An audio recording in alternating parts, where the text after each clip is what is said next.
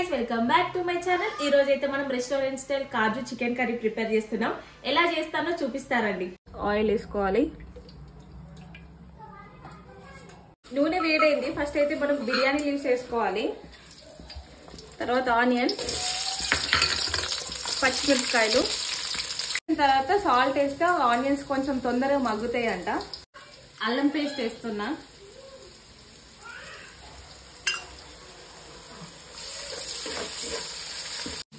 పసుపు వేస్తున్నా.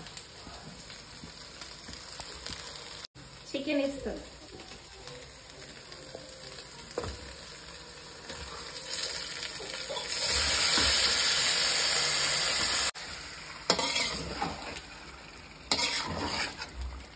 చికెన్ లో వాటర్ ఊరేంత వరకు మూత పెట్టేద్దాం.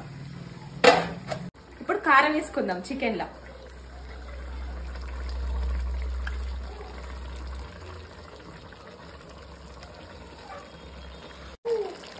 మేము కొంచెం కారం ఎక్కువనే తింటాం, అందుకనే కారం ఎక్కువ వేసిన.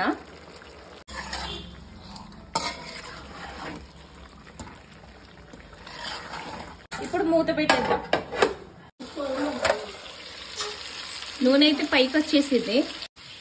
కాజు టమాటా పేస్ట్ వేసుకుందాం. ఇప్పుడు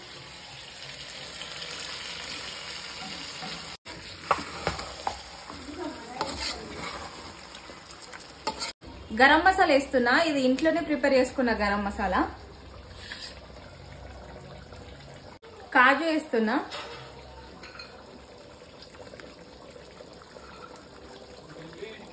కొత్తిమీర వేస్తున్నా.